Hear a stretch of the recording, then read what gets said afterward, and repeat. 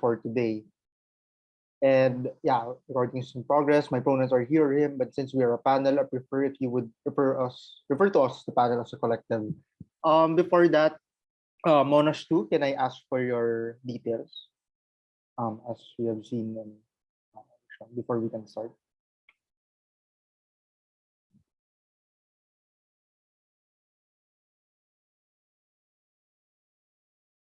As Monash 2 is typing their details, first I would like to invite my fellow panelists to do some basic introductions and to verbally introduce themselves. Yeah, happy to go first. Hi everyone, my name's Claire. My preferred pronouns are she, her. Best of luck for the debate. Hi, my name's Kat. She, her pronouns are also fine, and good luck for the debate. All right, thank you, panelists. Monash 2, what did you guys veto? I may ask. We vetoed the top motion. All right, so we're debating on the second motion. Is that correct? All right. Okay, thank you so much. So I would just like to request affirmative bench to at least verbally introduce themselves. Hi, speaking first, Joe. Preferred pronouns they and them. I'm James. I use the pronoun they. I speak second and reply. Hi, I'm Brynnie, speaking third, pronouns she or they. All right, thank you so much. Meg? Hi, how's it going? Ed, speaking first, neg, he, him. Hello, beautiful people. I'm Travis. I speak second. I use he, they, and I'm also doing replies. Hi, friends. I'm May. I speak third, and I use they, she pronouns. All right, thank you so much. So just a couple of reminders. This is an auspicious debate, so no POIs. You guys have an 8 minutes total of worth of speeches for the first 3 speakers and 4 minutes for the reply speakers. I will stop taking notes at exactly 8 minutes and 15 seconds. So please wrap up your speeches by then, or at least by the 8-minute mark. Finally, please respect each other's gender preferences. If speakers require them to be followed to avoid any equity violations and to, of course, encourage a safe space for everyone. Yeah, with that being said, debating on the motion that we regress the rights of retail investment, calling on Prime Minister. Here.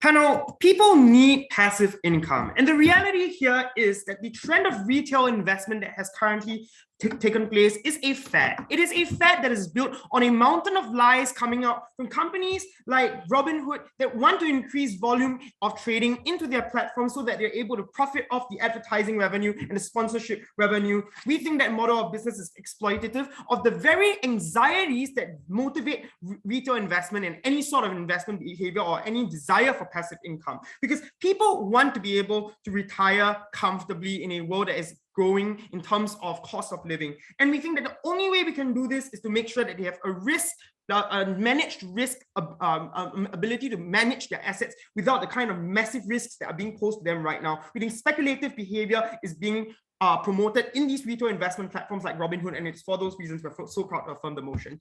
So 2 parts of the setup and the counterfactual. What do we prefer people to do instead? We prefer people to basically invest in pension funds through mainstream financial institutions like banks and insurance companies. Sure, there are going to be bank fees. Sure, there will be some sort of middleman fee. But we think this is important because the reality of having a passive income is that there is no free lunch in the world. The reality is that you will have to put in a lot of hard work as a retail investor to actually properly analyze the market and sit in front of a computer to follow the charts. The reality is that the vast majority of people don't actually have the time to do that, but often more than not, they underestimate or overestimate their abilities rather to be able to concisely understand that particular market condition and the industry particularly well. We think it's for that reason that informed choice is unlikely on their side. In a counterfactual under our side of the house, at least mainstream financial institutions are able to provide you that assessment of risk at a much more holistic level. But secondly, we think prepping for retirement through a pension fund by governments also probably is a thing. So like sovereign wealth funds exist exist in Norway, Denmark, and Singapore with obviously really good results. Not just now, obviously Australia does too. I'm pretty sure Monash too already knows this. But what I want to point out here is this, that all these mean to say that there is an alternative that is viable right now. The idea that we ought to have more, but imposing a significant risk on the rest of the citizens out there is something that we are not willing to support as a trend. Two things in this speech. First, why is retail investments going to be bad for the retail investor? But secondly, why is it bad for the general health of the market? First, let's discuss why retail investments are bad. There are three broad reasons for how harms accrue on their side, and these are the mechanisms that you'll have to respond to. First, it is going to be a lot of uninformed choices that happens on their sites. Why is this likely to be the case?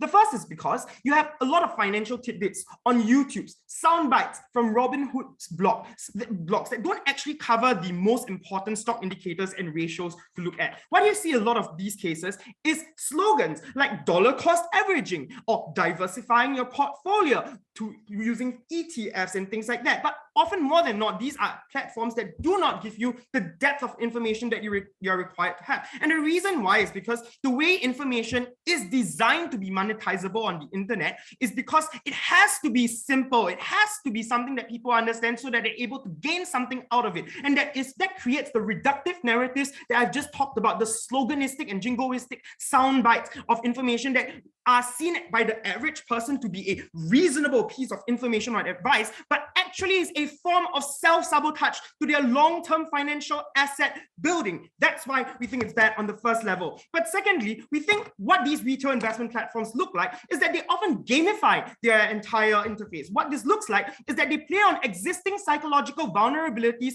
of people not having cash on hand right now, but transacting in ways that are a lot more abstract than people are ordinarily used to when it comes to physical cash. So all that means to say that you end up having incentives like, for example, the daily reward scheme when you log in to basically do a certain amount of trading, for example. All those things basically gamify the entire retail investment platform, which causes people to lose a lot of the long-term sight of their retirement end goals, making them more likely to take risks that they otherwise would not have been willing to take.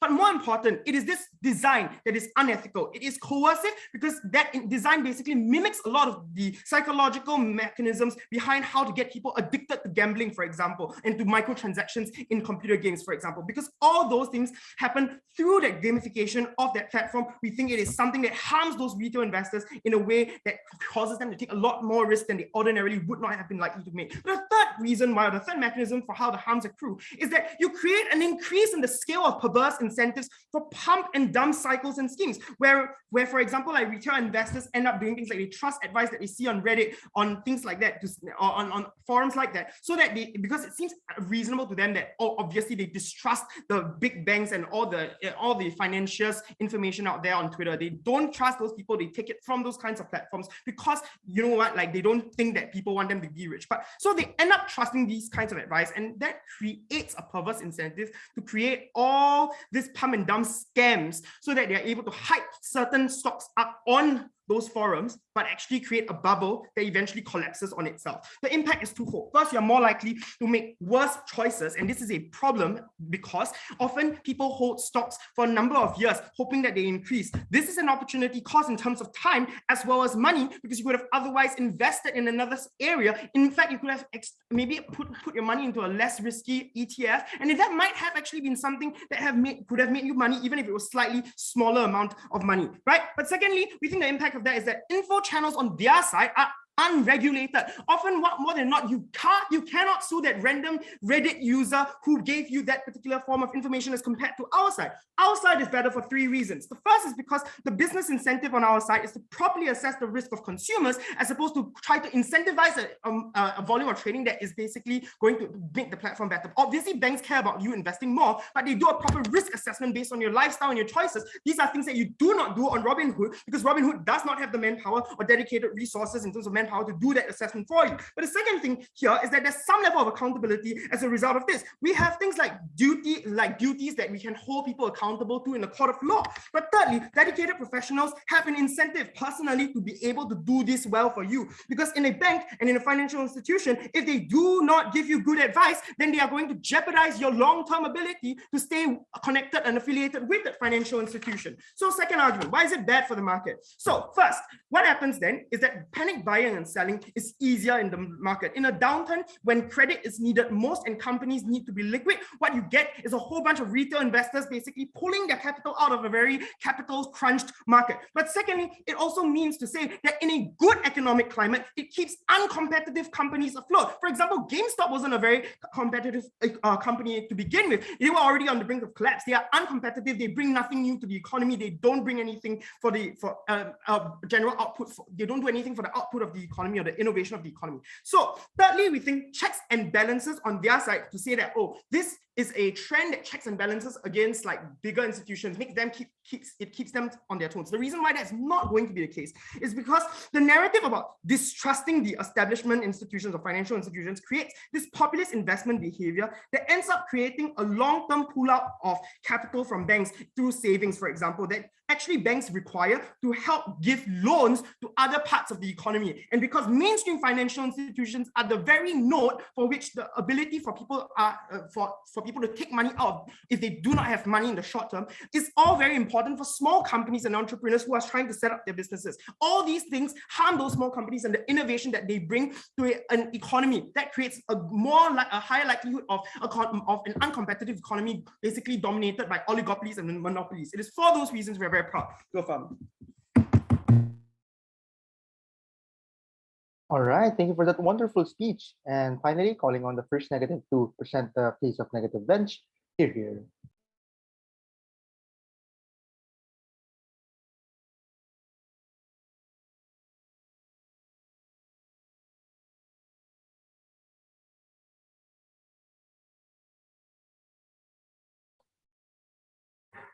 Hey, how's it going?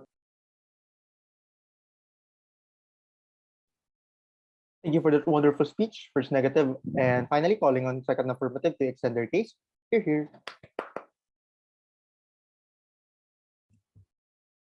Hello, mic test. Can you hear me? Loud and clear. Yes. Yep, excellent.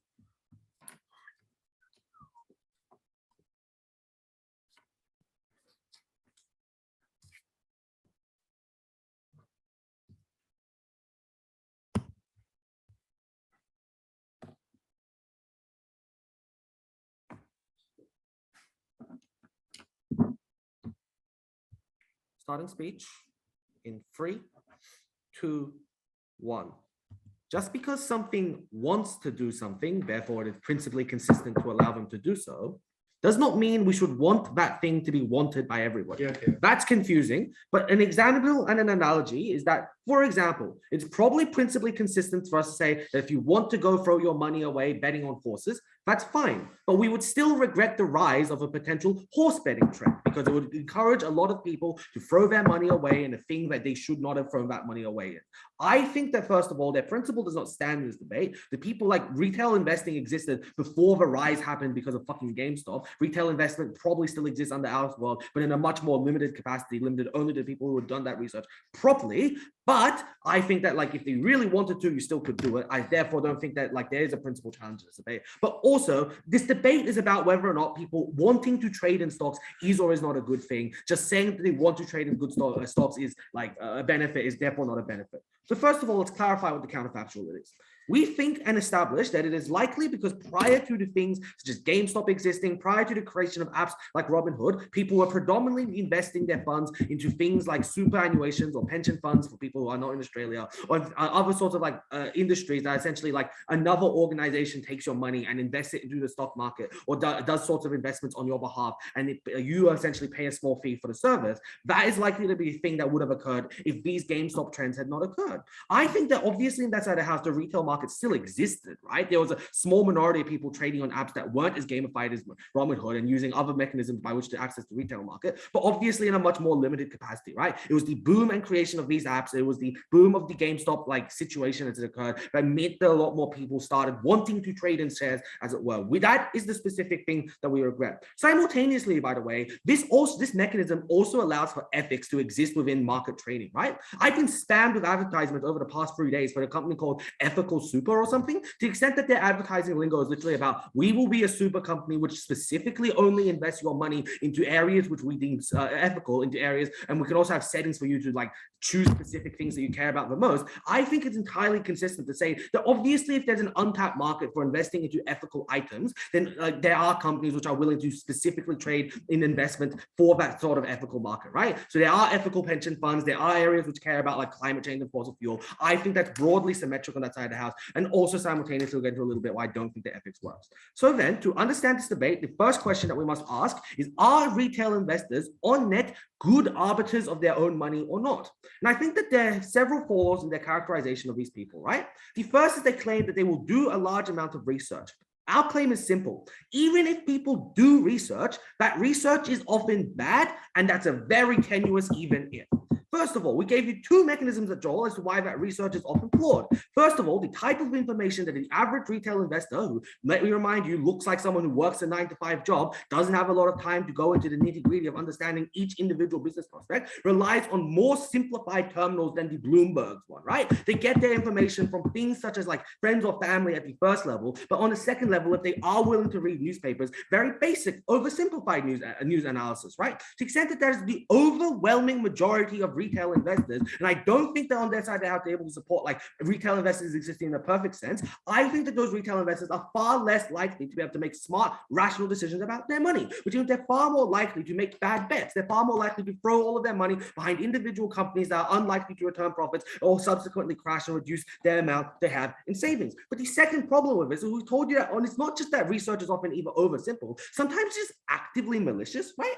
We told you that as more retail investors like serve the market, as more gullible people enter these spaces such as Reddit to talk about their stocks, there are more incentives for you to do things like AstroTurf or brigade these forums with shitty advice for the purpose of pump and dump schemes, right? As we saw in the GameStop Wall Street bets fiasco, more and more people, like there was like a literal rise in botted accounts trying to encourage people to buy GameStop because they realized that if they could pump up GameStop figures really high, then once it reached a peak that they would like, before everybody like realized, they would sell off all of those stocks and they'd be able to make a shit ton of profit and leave all the retail investors who they convinced with like pseudo like smart sounding but not actually smart rhetoric, like because they can't tell the difference between what is actually good advice, what is bad advice, but like, and left them holding the bag and gave them tons of profits. We've seen this repeated with other stocks, by the way, in things like Bitcoin as well. We've seen this repeated with like, you know, the American movie companies like Amex, whatever the fuck it was called. To the extent that that is true, I don't remember what it was called. To the extent that that was true, I think it is incredibly obvious that as you incentivize more gullible people to enter a market that is incredibly controlled by powerful players, it is obviously going to be the case where powerful players are going to use those gullible people to serve their own schemes. I think there's reasons why research is unlikely to be good. But I think even if like, so that's why even if you assume that these research, like these people do the bare minimum amount of research, they're unlikely to do particularly good research. But I think more likely to this, they just don't. They just rely on shitty advice.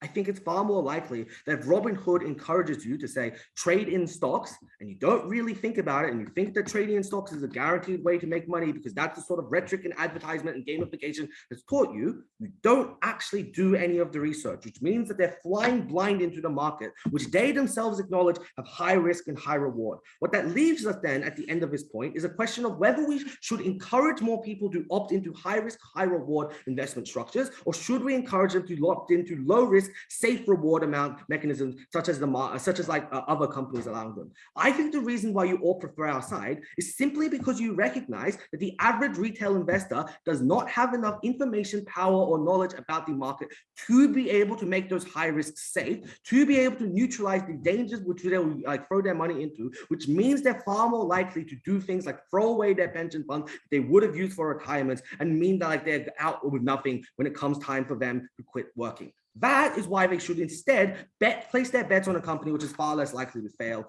That's why it's far more likely their side is worse. But the final thing that we want to talk about is what is bad or good or bad for the market.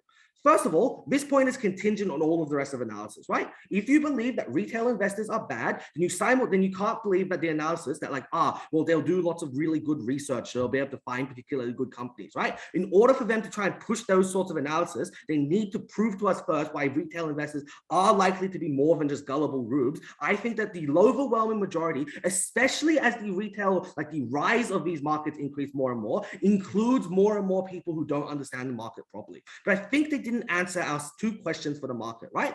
First of all, downturns are even worse because of the way that panic selling occurs, right? We told you that retail investors are particularly panicky for the reason that when they see their stock portfolio numbers dropping really, really fast, they think, oh shit, I'm about to lose a lot of money, sell as immediately as possible to recoup as much of it as possible, which means that in a time of crisis, when companies need as much money as possible, those people take it out of the stock market and makes the crisis even worse. We say that it's far more important than anything else that could possibly occur on their side, was a general increase in the amount of panic buying will worsen economic disasters for all of the rest of us. But the second problem is that inefficient companies are just kept afloat longer. And to the extent that that is true, we think that is problematic. The principal goal of the market is to move money around in order to benefit our lives. Why is GameStop trading at $200 like a stock when previously they were at like 10 cents a stock, when the company itself is fucking useless, right? Video gaming like in a physical platform is dying as a medium to the extent that we should have let that die and allowed better competitors to use the money that would have been invested in GameStop to make video gaming better. That is why the allowing and continuance of shitty, inefficient systems are bad. We think that none of their benefits efforts can ever be solely unique to them, but all of it is reliant on good characterizations of these investors. I don't think that's the case. I think they're far, far worse markets. All right, thank you for that wonderful speech. And finally, second negative to extend their case. Here.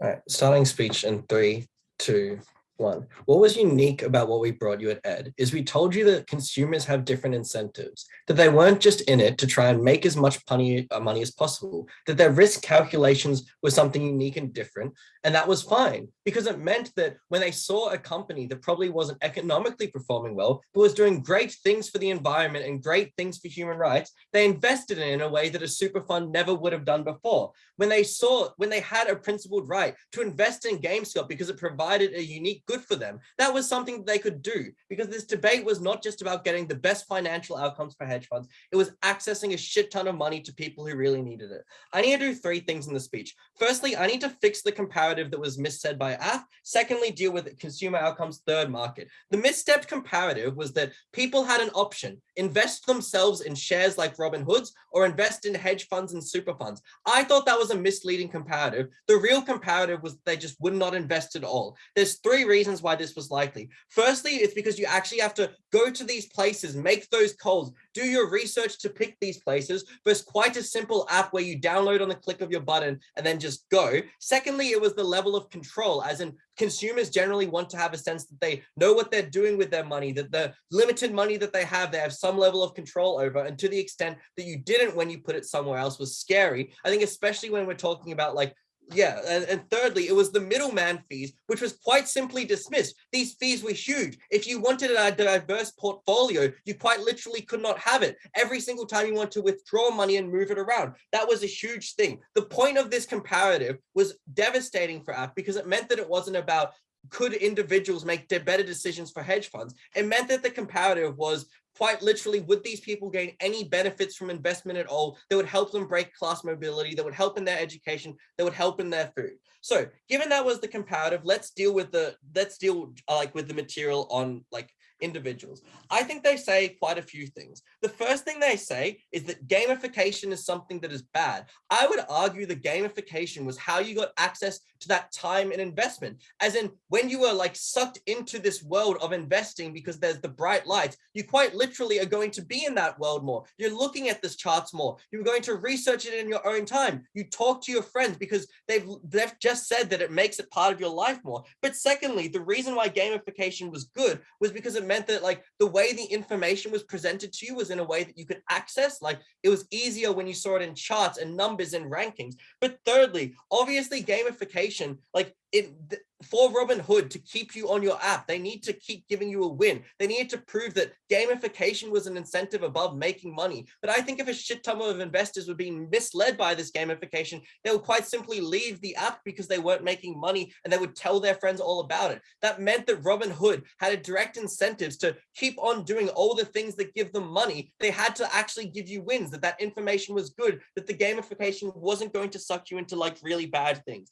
I think the second thing they say is that there's an academic distillation, so to speak, as in games, like there's slogans and buzzwords and advertisements. I think that the simple info is like quite useful, as in do not invest in gold right now because it is a dangerous investment is one of those simple things. Or diversification is something that is good. Or have a look at the oil market right now. All these things were just really good things for investors, which at worst meant that they ignored a lot of the big harms they're talking about, of like actually losing a lot. But this process was quite good because it meant that at least there was incentives to give them some information, because note the comparative on their world was quite literally knowing nothing about the hedge funds that they were investing to, but also the actual retail investors that still existed in their world would not have that information available because there wasn't a market. But obviously there were heaps of other channels of that information where you could talk to your friends, your family, etc., and also do all of that research yourself. The last thing they said was pumping and dumping is bad. I think pumping and dumping happens a lot more in their world when there is quite a lot less accountability, because we told you at Ed to no response how accountability massively goes on the ride in our world, because you literally just have millions of eyes looking at every single company you're talking about.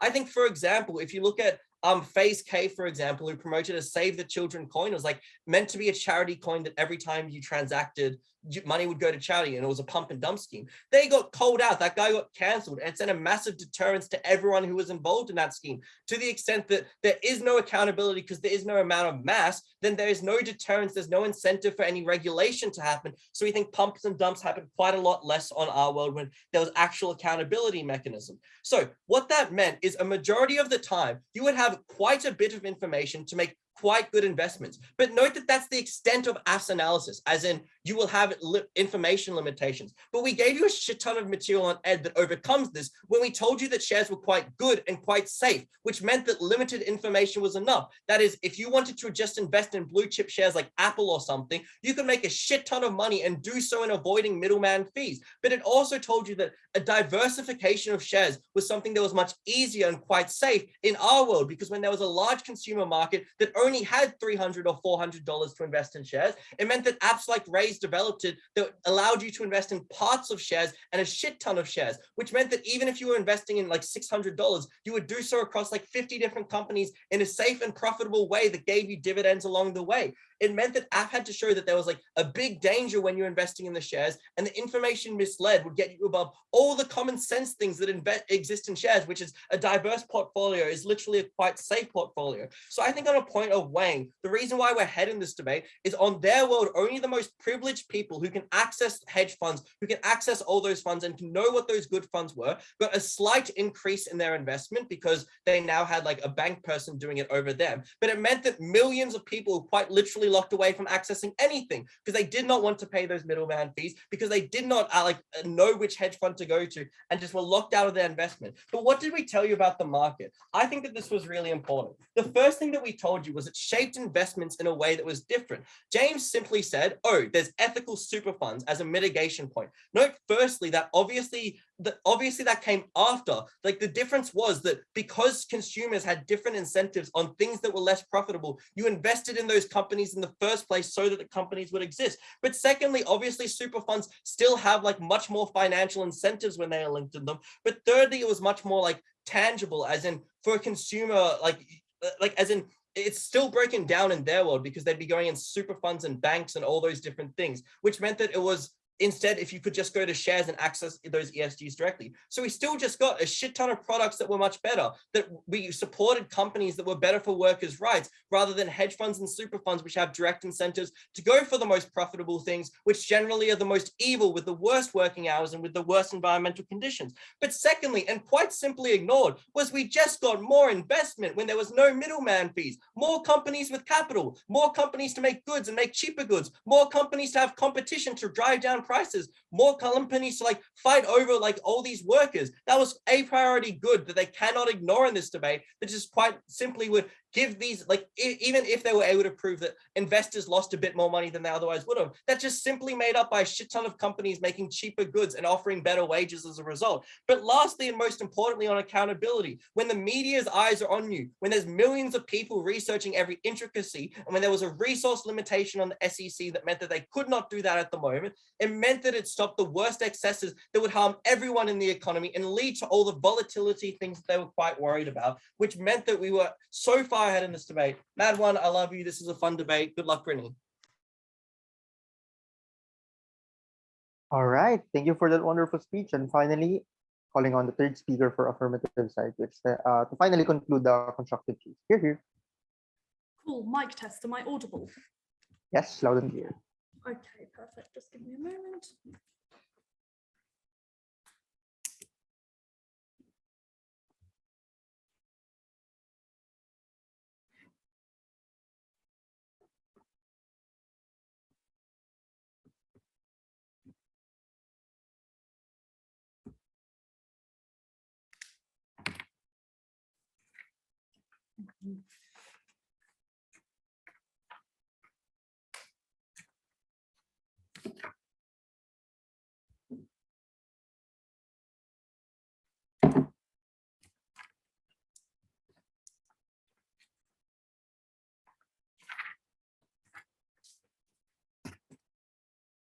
Okay, cool. Let's start this speech in 3, 2, 1.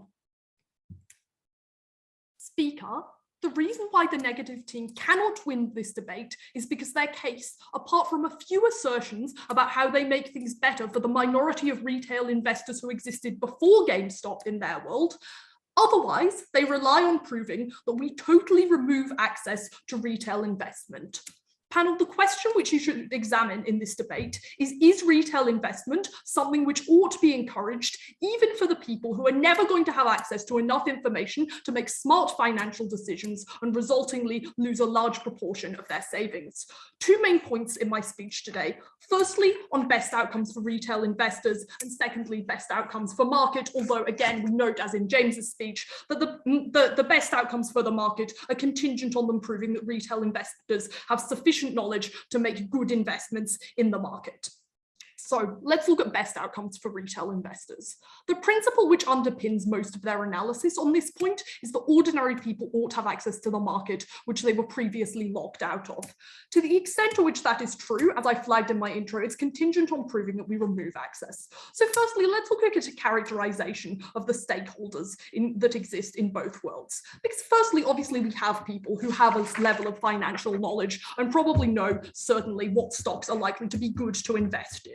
We think that these people probably existed pre-GameStop and had knowledge of specific corporations which they ought to invest in both worlds. But also, even if we have to defend some people with financial knowledge having marginally less access to the market, we think that we are happy to defend slightly reduced profits for these people, at the point where most of the people with sufficient financial knowledge probably met the capital thresholds for conventional investments. So I don't think they were losing access to the market altogether altogether, but also we thought that we protected the market when we had fees for withdrawing and selling all of your stocks at the point where there was a market crash. Obviously, that was a very clear benefit, which breaks their principle at the point where they can't prove a converse benefit.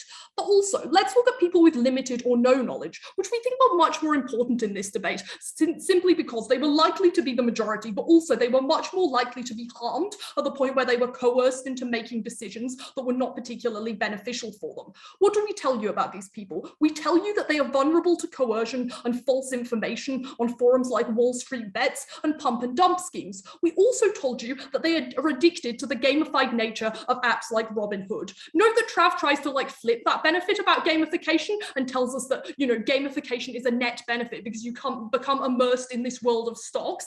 Maybe that is true, but I think this probably looks more like a gambler being immersed in the world of gambling. Obviously, that is not a good thing. Even if they, get really good at playing poker and other games, they are still addicted. They still want to keep investing in their money. Also, at the point where they admit that people are completely immersed in this world and that's all they talk about with their friends, they're incredibly interested, I think their mitigation is unlikely to be true when they tell us, oh, people are just going to pull their money out of these apps if these apps behave in predatory ways to them. I think to the point where people are really interested in these apps, where, the click of a button produces a little dopamine rush when they think they're investing in good stocks, they're extremely unlikely to pull out their money just because they make a few bad investments. So people are vulnerable on both sides of the house. But note, what changes in our world is that for ordinary people with limited financial knowledge, the incentive on financial managers investing these people's money is to make as much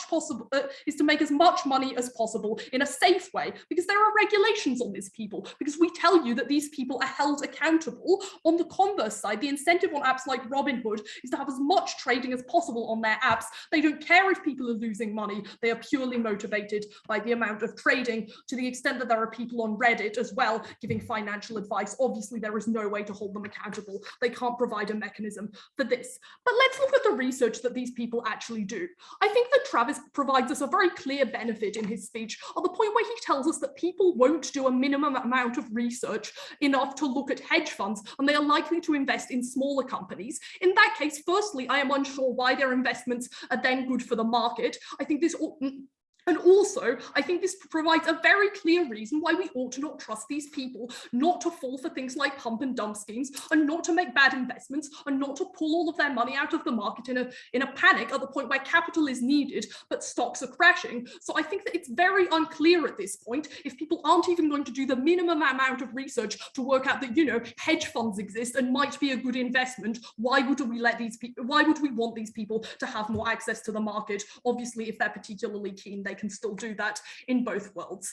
But then they claim that people don't want to lose their money and there are safe blue chip portfolios that they can invest in. I think this relies on the premise that shares are inherently safe. Obviously, they are not inherently safe. They're extremely vulnerable to market fluctuations. Their material on shares being safe is largely an assertion, but also this also relies on the premise that share hopping is an inherently good thing, and that when the next big shiny thing appears, pulling all of your money out of some shares should be a good thing. We don't think that this is a good thing, and we think that in our world, when you have things like withdrawal fees that deter people from doing this, this is obviously a net good. It makes the market more stable.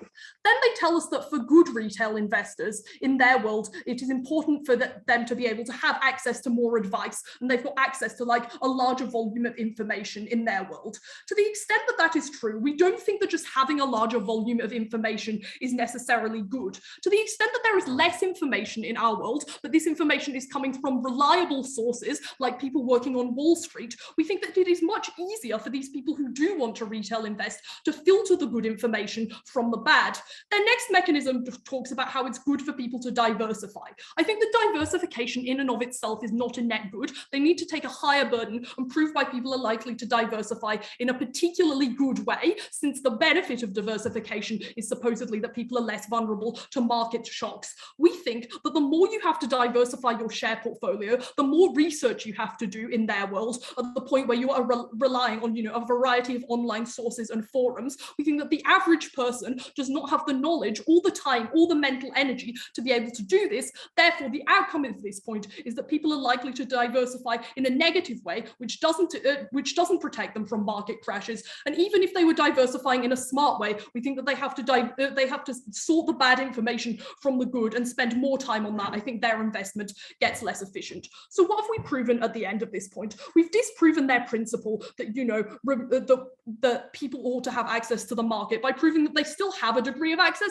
but they have better access in our world. We've also proven why they won't do research in the beneficial and effective way that they are likely to do. Their point of weighing on this therefore no longer stands. They tell us that people consent to the harms. I think that when someone is being manipulated into being addicted to the gamified nature of stocks, obviously they do not consent to this. Obviously, addiction is not consent. But lastly, on who gets the best outcomes for the market, because a lot of their analysis here relies on getting more accountability for corporations. They told us that future super and things like the green tech index didn't exist before GameStop. I think that this is just empirically untrue. And also, to the extent that these things existed, and to the extent that consumers wanted ethical things, which they claim, I think that obviously there is incentives for super funds to be set up, which actually support environmentally friendly stuff. The second thing to say is that media attention is their only mechanism for accountability on corporations to be more ethical. I don't think that they can claim that media attention is a net good, at the point where media often misreport stuff. And as we tell you, most people do not have the knowledge to do this. At the end of this debate, we show why we are better for the ordinary consumer. We show why we're better for the market. We are very, very proud to propose. All right, thank you for that wonderful speech. And finally, calling on third negative to end their constructive case. Here. Hi friends, just before I get into my speech, I have Tourette's for panel observers and Mad One. Obviously, you probably know that. But sometimes in my speech, I say funny things, or I move weird, or I just stop moving. When I'm unable to speak because of my Tourette's, please pause the timer. Otherwise, I can lose minutes of valuable speech time, and you won't get to hear how convincingly negative won this debate. Wonderful. Let's get into it. Okay, starting my speech in 3, 2, 1. Unfortunately, what Mad One isn't able to do in this debate is they aren't able to prove that consumers are ultimately going to be more educated about stocks on their side of the house. They aren't able to prove that consumers get best investments on their side of the house. They aren't able to prove that the market is better off under their side of the house. They aren't able to prove that hedge funds and companies have more accountability under their side of the house. Those are only benefits we get. Those are only things that improve when you have the rise of retail investments. When you regret that rise, when you say a world would be better without those, you never get those benefits. You lose this debate. There are two key clashes. Firstly, how will consumers behave? Secondly, what are market reactions going to be? Let's look at first things first, how consumers are going to behave. So firstly, looking at how we get best access to the market, they say on their side of the house at Brynnie, they say they're going to get slightly less on their side of the house, and they're willing to concede that. We thought that point of weighing was never true in characteristics that they brought you at Joel and James, when they tell you that there is going to be an extremely small market of people that are able to access retail investment on their side of the house. We don't think that their access is slightly less. We think that access is infinitely less, with only people in ivory towers being able to access retail investment because information is never dispersed, and those apps were never popularized to allow an ordinary person to be able to access them. What that means is that even to the extent that people want to play with stocks, that people want to learn about stocks, that people want to engage with stock markets without having to access middleman fees, which, as we tell you, are extremely expensive to no reply. And that means that their access to the market is not only shifted because there's less of these apps in order for people to get informed on it, the information is never dispersed on their side of the house, and it's always having an economic barrier. That means they always have a tiny amount of people having access to the market. To the extent they want to have that access, they can never win on that point. Secondly, on this about gamification, how do we stop gamification outside the house? Firstly, we thought that this wasn't true for the vast amount of people who are involved in this, right? We thought the vast amount of people were not going to get completely addicted to it. We thought people were allowed to have hobbies in this debate, and that if investment was your hobby, that was fine. We thought to the extent that people were getting into gamification of it, we thought it wouldn't look like a gambling.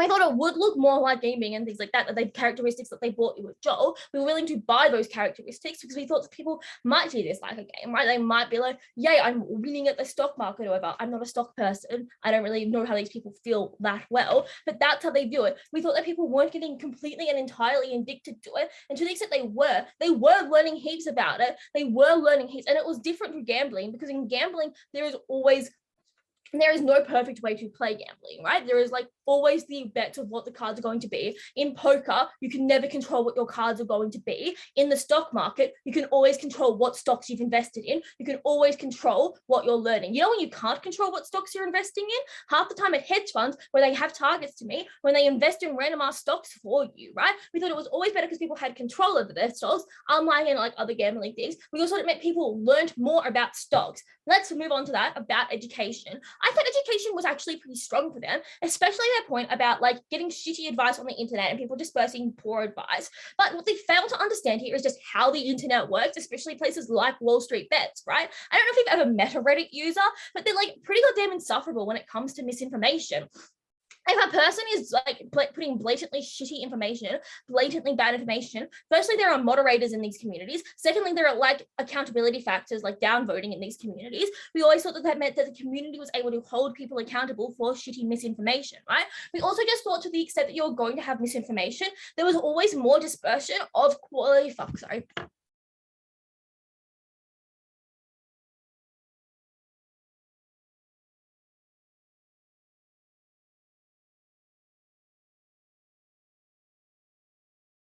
We always thought there was more dispersion of quality information. Why was that? We always thought that it meant that firstly, once again, Reddit users like to do random stuff, that even if there are access to paywalls to the highest quality education possible on stocks, that information was always going to be dispersed through like pirating, through like information being screenshotted and just shared through things. And those were always going to be the ones that were the most upvoted, which meant a couple of things.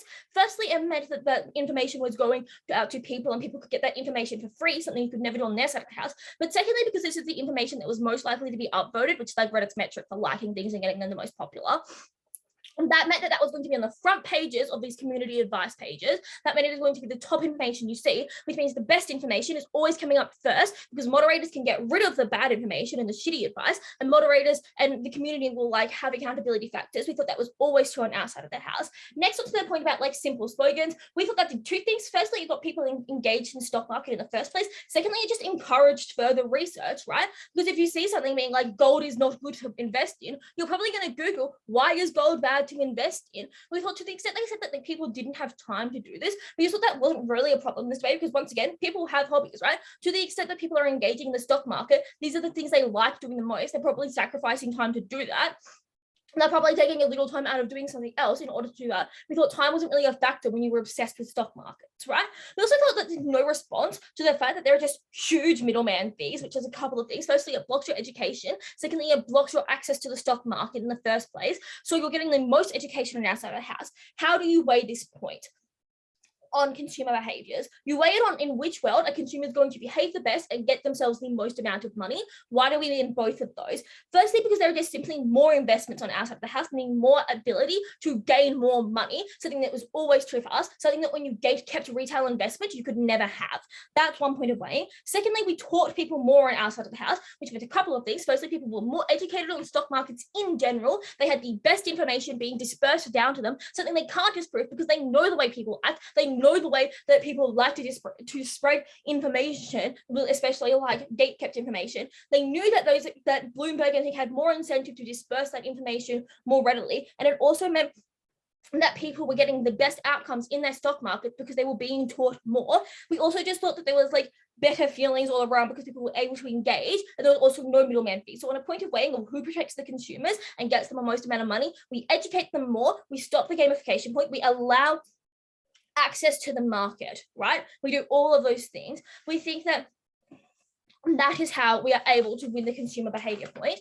Nextly, on the point about market reactions. So firstly, about their point on like this was contingent on our other stuff, that was completely yes. But yes, that is not contingent on our other stuff, right? We think the market reaction is going to stay the same in our world, no matter what, no matter if people are having good outcomes, no matter if you buy that, because the market reaction is always going to be one that is positive when you have more retail investment than when you do not. So firstly, just in general, you get more investment on outside of the house. This is obviously the least contingent stuff. Why is this important? That means that companies have like better diversified shareholders and things like that. It means that the market is being more engaged with, meaning that it has just like more outcomes of profits and things like that. Market investment was always a good thing in this debate, and we always got more of it on our side of the house.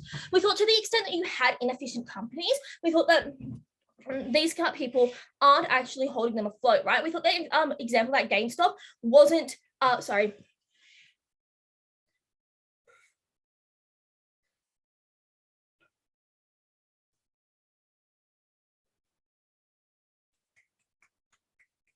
We thought their example about GameStop wasn't actually good for this debate because GameStop was never about holding up a shitty company. GameStop was actually about holding shitty hedge funds accountable, because the GameStop stock was being shorted by hedge funds. That meant that we wanted to stop that hedge funds fucking over reasonable consumers. That is something you only get on our side of the house. We thought that meant that they had no basis for why you'd hold up inefficient companies. There was no reason to do that besides their GameStop example, which we've disproven. We thought that next you get the accountability for hedges, firstly with the GameStop example, because you get people saying if you're fucking over a company as a hedge fund, you're going to be stopped. Secondly, we thought the thing about bad media representation was just not true. It was never recognized thoroughly. We think we actually get good media representation. We get media holding people accountable. We also get ethical investments on the outside of the house, something they never get. We think that also to respond to their volatile stock stuff, you just have people want to invest in as much stock as possible. They're not going to pull out just because it looks bad, because of like sunk cost fallacy and things like that. We get the best market reaction. We get the best outcomes for consumers. You have to give this debate to Mad 2. Congrats, Mad 1. This was such a good substantive point. Good luck for your replies. You're going to do great. All right, thank you so much for that wonderful speech. And finally, negative reply to end your and to end the negative case. Here. Okay, starting the reply in 3, 2, 1. 2 questions in this reply. First on outcomes for retail investors, secondly, market. Notice that other than a one-liner at third app, there was never a rigor of analysis as to why shares were a bad investment. The reason why that was crippling is because we gave you extensive material about how shares are safe and shares can be made quite safer, that there were just simply a shit ton of blue chip shares that were extremely good, that even if there weren't, you could diversify in a way that you couldn't before due to the rise of retail investors that made shares safe. But even then, just having shares as well as super as well as banks made you safer than just having super and banks because you were more diversified. All of that meant that even if you got simple information like diversify, invest in these safe areas, they're simple one-liners, it just meant consumers got a shit ton of money from a really good investment because they weren't deterred by having to run to hedge funds, pick which hedge fund, call them up, the intimidation of all these rich people, the like actually paying the middleman fees, being able to move around the money when you wanted, having it controlled. All those things meant people just wouldn't invest in this very good investment in their world. So it meant that firstly, more people were gaining access to more money, but secondly, everyone who would have invested in hedge funds instead were losing money to the middleman fees when they just could have done it here. That was debate winning because note, it goes against all their information material because if shares were a good information investment, then bad information just made shares a less good investment. But what was their information disparity? Noting that it is purely mitigation. Firstly, they never showed why simple information was bad because if you're listening to the really smart economist telling you invest in this stock, gold is bad right now, you want to avoid these areas. That is quite useful information, even if you are blindly following what that economist is saying in their one-liners without knowing why. That's the same as investing in a hedge fund, but avoiding all of the fees. So quite literally, this information was good. But even then, the gamification material worked for us because the more sucked in you were, the more invested you were, the more time you spent in. But thirdly, all our untouched material on communities form, you asked your friends, you stay involved. And when you have that gamification and addiction, you spend that time talking to those people, making it as safe as possible. Even if there was still a group of people making bad investments, we would say, firstly, they were principally allowed to spend their money how they wanted to in the first place. So that was never a harm. Secondly, we thought this was a far smaller group for all the reasons I've already given you. But thirdly, the loss of money, which you have put aside for an investment purpose, isn't that much. because you knew there was risk when you put that money aside, so you would still be financially stable after. But the money you gained from good investments and gaining that money was huge for everyone who did so, because it allowed them to buy more things, to buy more food, to gain more access to technology and education and all those good outcomes, which means we are winning there on the market. Quite literally across the bench, we just told you you get more investment.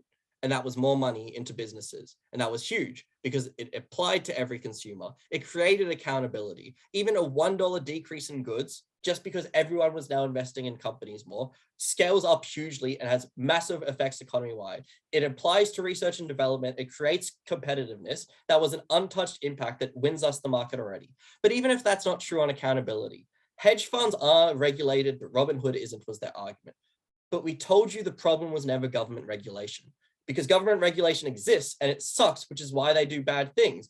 There was just an assertion that our countermech, which was good, was media is generally bad, but it was hugely rising up, stopping hedge funds from doing legal but immoral things, but also illegal things when just everyone's eyes are on you. And to the extent volatility was important in this debate, I think accountability stops that volatility, but to the extent we also got diversification, we met that. The last things here was uncompetitive markets stay afloat. But we never listed why that was true. Instead, we told you it was probably financially not that good companies that were doing ethical things. All our stuff on ESGs was ignored because there were obviously different incentives for consumers and super funds. And the more investors that you had, the more likely you were going to touch it, especially when they had control. We're so proud to negate. All right, thank you for that wonderful speech. And finally, to end the debate and close the case for affirmative bench, affirmative reply. Here, here.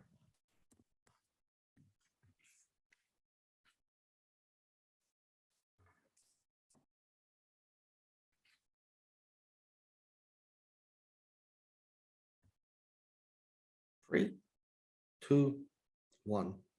Let me help you understand what is important in this debate, for it is only one question.